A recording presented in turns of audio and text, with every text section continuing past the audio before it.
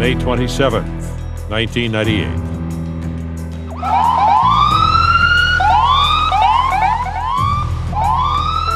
The images of gun violence have spread from inner city streets to rural and suburban schools. And he just started firing out in the crowds. He just mowed them down. And caught between law-abiding customers and the bloody headlines are the gun makers. Get out of the city. Get out into where the rest of America is, and you will see that firearms are used for legitimate purposes. Some are icons of American manufacturing. This is the kind of stuff that makes a Colt, all the hand finishing, the polishing. Others make cheap, low-quality handguns and seem to have only one market in mind. Here's a gun that in essence is on a fast track into criminal use. Tonight, one nation under the gun.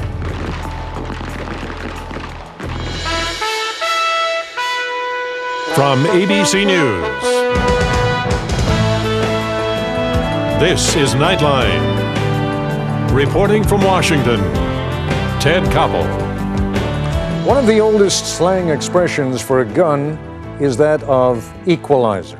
A gun in the hands of anyone prepared to use it makes most other factors, age, size, strength, more or less irrelevant. If you wade through the numbers that track the effectiveness of the gun as a killing device in most of our major cities, the statistics are chilling. It is quite literally child's play to kill someone with a gun. And a tragic percentage of those who are killed are themselves very young. More than half of the 399 homicide victims in Philadelphia alone, for example, back in 1996, were between 15 and 29 years of age. But the shooters in those cases, or in the horrible acts of violence that have drawn our attention these last few weeks and months in Arkansas and Mississippi, Pennsylvania and Oregon, do not represent in any fashion the majority of gun owners in the United States. There are somewhere in the neighborhood of 200 million guns in private American hands, and most of those owners, who are careful, responsible, and safe in their use of firearms, wonder how they can convince the rest of us to view them through fair and unbiased eyes.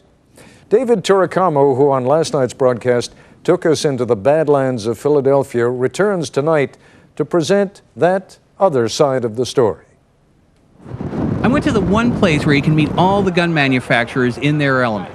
I went to Vegas, to their annual convention, the SHOT Show. That's short for Shooting, Hunting, and Outdoor Trades Show. This is the largest collection of capitalists in the shooting sports industry. This really is a combination trade show, hootenanny, alumni reunion. I don't really trust the media here, and I decided rather than a confrontation, I just wanted to listen.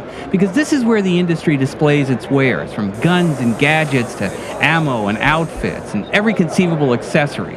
It's a $30 billion industry, and in some ways, it was exactly what I expected. When they look in the front of that barrel, there isn't any doubt about what's going on there. And nobody's confused in the room about who's who and what's what at that point in time. And you solve a lot of social arguments instantly by just looking at one of these. But in a lot of ways, it was a complete surprise. For one thing, there's the fastest growing segment of that $30 billion, the women shooters. We're 5 years old. We're a membership-driven organization. Our focus is to introduce women, new women, into the shooting sports of rifle, pistol, shotgun, and archery.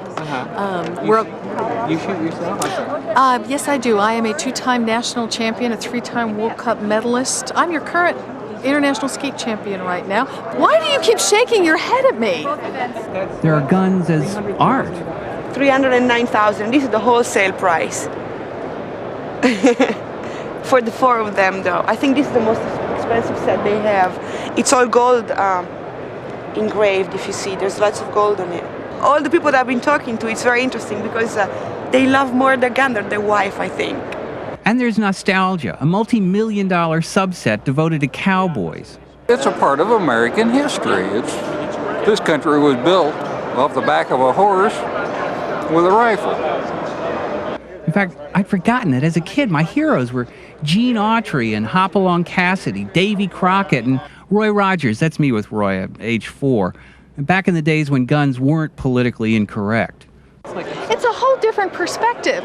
I mean, there's two things here when you're talking about guns getting off the streets.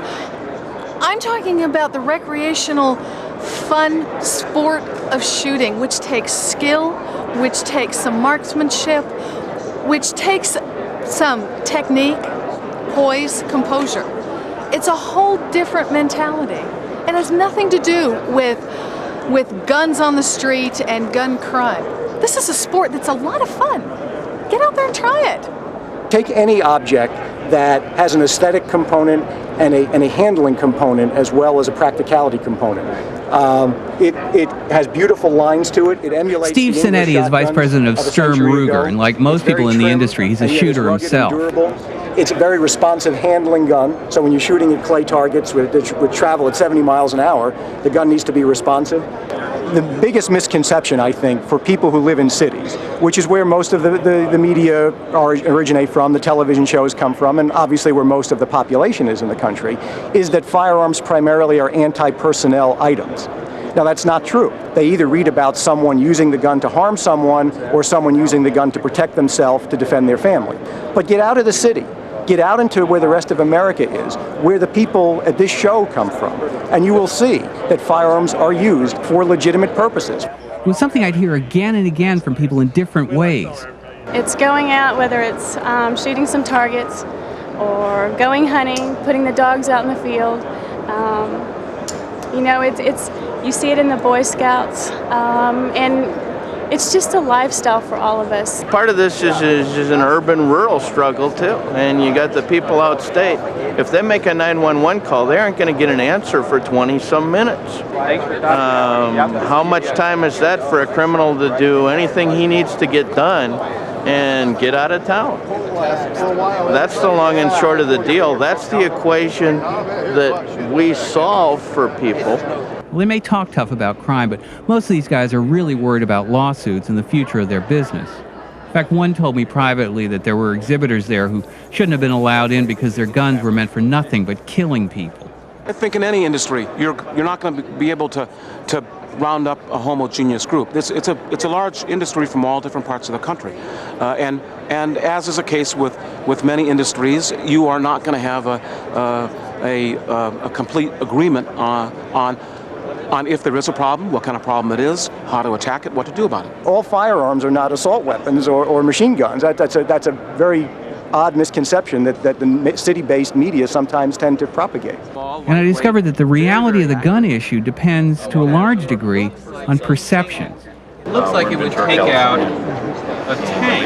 No, it's a 22 caliber. Yeah. As a matter of fact, that's part of the public misconception. That gun looks like that when actually it's a semi-automatic 22. That's what it is. Rick Washburn is a firearms consultant to the motion picture industry. This is our vault where we keep one representative sample of each type of firearm. Hollywood's made us think that criminals carry big, expensive guns. You're not going to go buy the most expensive gun you can get, knowing there's a high probability you're going to have to throw it away or dump it.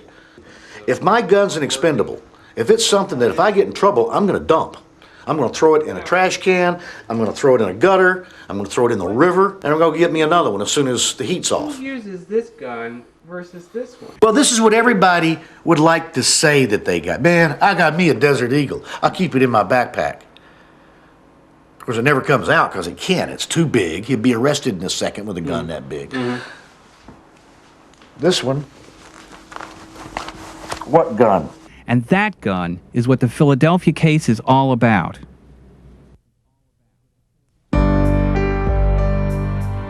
This is ABC News Nightline, brought to you by Canon.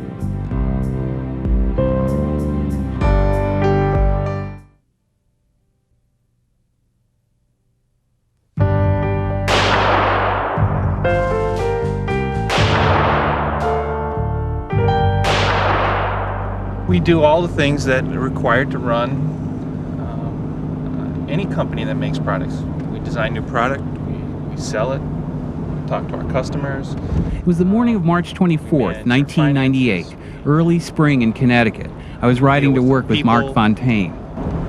There's no difference between a firearms company and company like IBM or Exxon. For a lot Mark of makes reasons, guns for a living. I could be doing the same thing at a car company or at a wrench company or at anything else. Our process and what we do is really no different than a product development process anywhere else in corporate America. Except that this company's product is also an American icon, the stuff of legends. Mark works for the company begun by Samuel Colt in 1836. We have a historical department here who has the capability to research pedigree of any weapon that we've ever manufactured. They can go back and get the serial number. They can tell you the day it was made, when it was shipped, how it was shipped, the caliber, the finish, you name it. This is all hand engraved, gold-plated screws, gold hammer, gold trigger, real ivory grips. This is, it's like artwork. The majority of the people who would buy this kind of firearm will never shoot it. It's artwork. They buy it like they would buy art. Mark was right. This could have been any corporate office anywhere in America. Except that here, security is a lot tighter. Some of the employees have an awful lot of pride here. They like to put up what they're making in each of their departments. So that's exactly what they're doing here. This is the kind of stuff that makes a Colt, all the hand finishing, the polishing, the concern to detail and to the presentation and look, all for that customer who's willing to pay a little extra for those details. They are really sculpting the gun into what they want. They actually put their initials into it. There's certain collectors who want certain polishers. It's a dying art.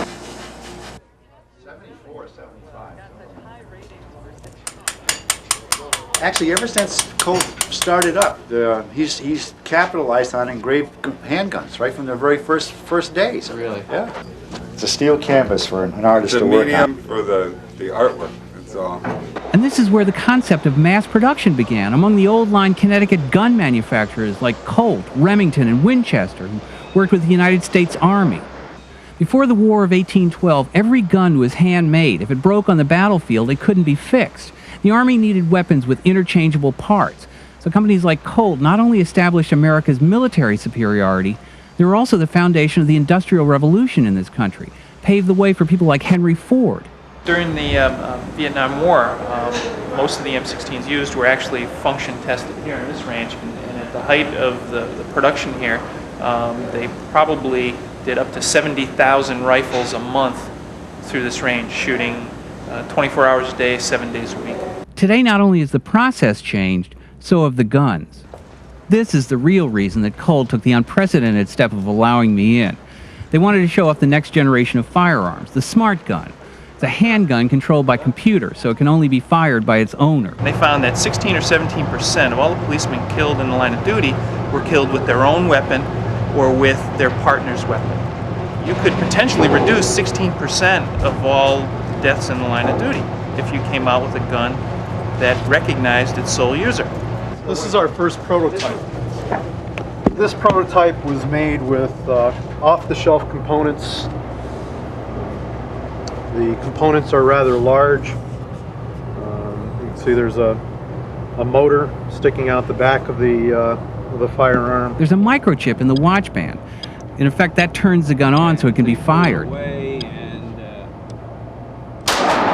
The next version will be small enough so that you can wear it all the time. It can be buried in a watch, can be buried in a ring, can be buried in anything. Smart gun represents more than just a leap in technology. It's the industry's recognition that something's got to change. Ron Stewart is president of Colt. At the same time, we irritated people when we originally came out with the smart gun. You know, the NRA certainly didn't favor that approach. They thought it was anti to the individual and anti to their idea or their interpretation of the Second Amendment. As I said before, we have to deal with what's going to make the company survive. It is almost impossible to separate passion from reality when you're dealing with guns. And when they asked me if I wanted to fire a couple of rounds, I hesitated, but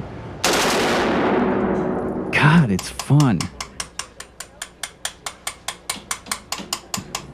Well, as I mentioned, this was the morning of March 24th, 1998. I didn't find out about it till much later that afternoon, but this was the day that 4 children and their teacher were gunned down in Jonesboro, Arkansas. I know that all of these people would have been revulsed by it, but As much as I admire the beauty and craftsmanship of these products, you can never forget what a gun can do.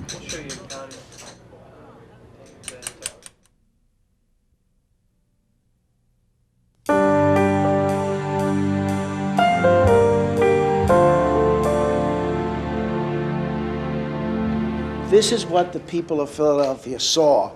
A scene like this couldn't have happened a few years ago, a gun opponent talking to the gun manufacturers. But what you're witnessing is the quiet break of the industry from the NRA. These people have their own association now, the American Shooting Sports Council, and they invited Rendell to speak to them. So, of course, the mayor took the opportunity to blast one of their members. We are aware of a California-based gun manufacturer that lost 14,000 guns from its plant over the course of an 18-month period. 14,000 guns. That is unacceptable. He was talking about this man, Jim Waldorf, who owns Lorson Engineering of California. That's a hysterical issue, and that's an incorrect number. And, we did have a gun theft at the factory, but, the gun theft at the factory was perpetrated by an employee with a key to our inventory room. Waldorf claims it was less than 3,000, but whatever the numbers, what worries people is the way in which a group of manufacturers are doing business. 5 companies, all in the Los Angeles basin, all specializing in handguns. They're known collectively as the Ring of Fire. These folks produce guns that in the opinion of industry experts themselves, are trash. Garen Wintemute is a doctor who spent the last several years chronicling the Ring of Fire. The Lorson Engineering's .380 caliber semi-automatic pistol. By 1994, the Lorson pistol was the most frequently traced gun in the United States. And it was again in 95, and again in 96, and again in 97. Lorson's .380 semi-auto pistol only went on the market in large numbers in 1992.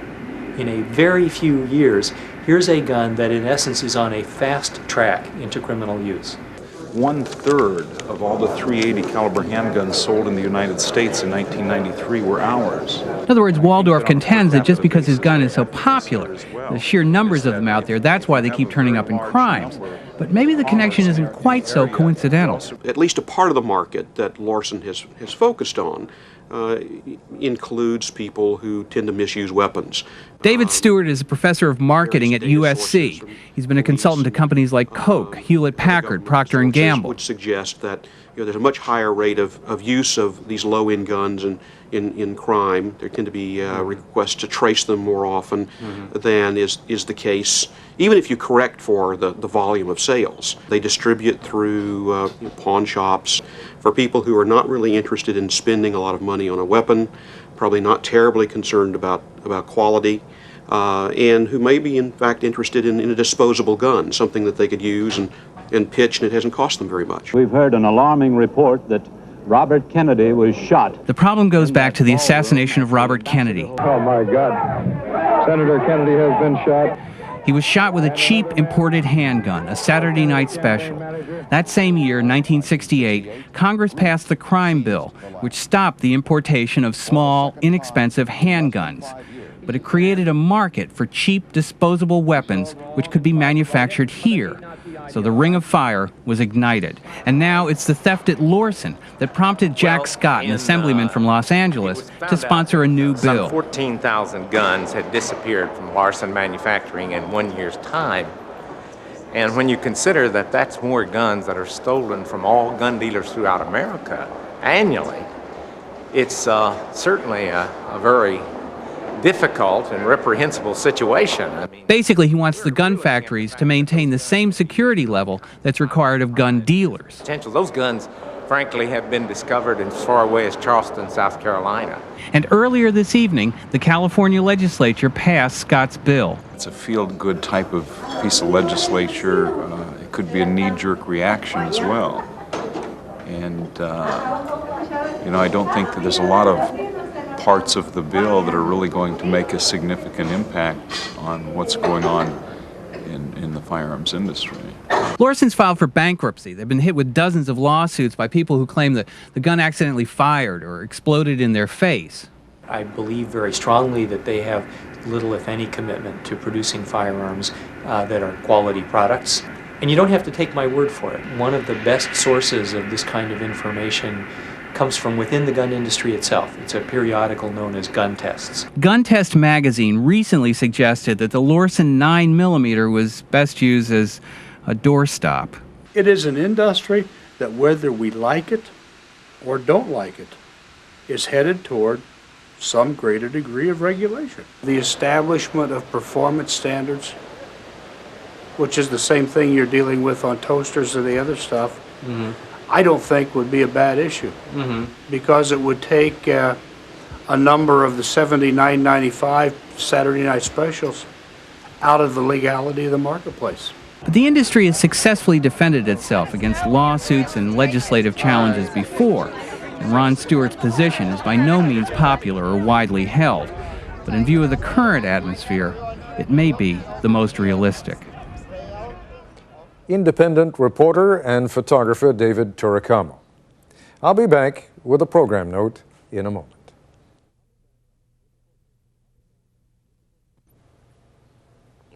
And finally, a program note.